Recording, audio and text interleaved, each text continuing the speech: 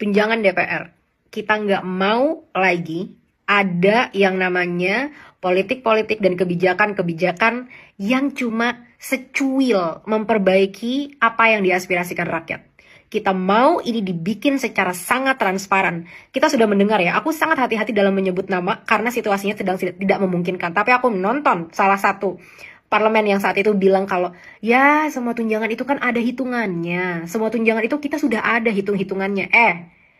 Kalau yang mau dipakai itu duit kamu sendiri, silahkan. Mau dipakai sesuai hitung-hitungan kamu dan lain sebagainya itu urusan kamu. Yang dipakai ini duit pajak hasil rakyat. Jadi jangan memimpin negara ini dengan budaya pikir yang memikirkan bahwa kamu itu adalah kerajaan yang bisa melakukan apa yang kamu mau. Nah, gimana nih caranya untuk benar-benar mengganti segala cara berpikir dan sistem yang gila ini terhadap gaji-gaji DPR yang udah di luar akal? Pertama, Indonesia adalah negara hukum. Jadi apapun yang kita bikin nanti harus disahkan secara hukum.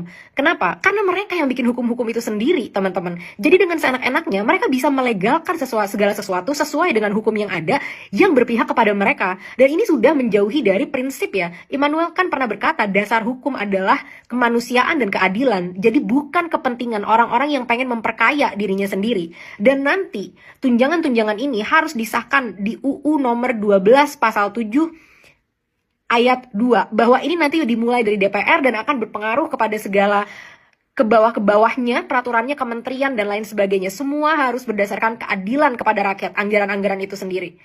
Kedua, kita mau transparansi yang besar-besaran. Udahlah, kalian punya budget yang besar sekali kok untuk IT dan lain sebagainya. Gunakan itu untuk membuat nanti anggaran-anggaran DPR transparan, terbuka kepada rakyat, bisa diakses kapanpun, dan harus dilaporkan apa progres yang sudah dipakai, untuk apa, dan yang paling penting, apa hasil dari penggunaan itu. Jadi harus dilengkapi juga dengan KPI yang jelas, dan kita mau ini dilaporkan secara berkala ya. Jadi udah nggak ada lagi tuh menjalankan sistem pemerintahan seperti kalian menjalankan monarki di kerajaan untuk memperkaya diri kalian sendiri. Ini bukan monarki, ini negara yang kedaulatannya ada di tangan rakyat.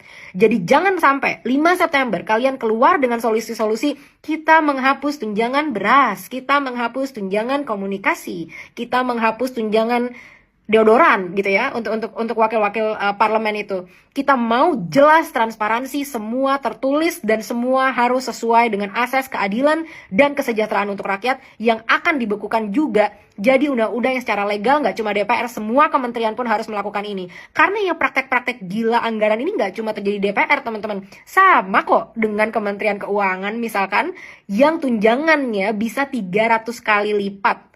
Dan dulu katanya ini adalah dibuat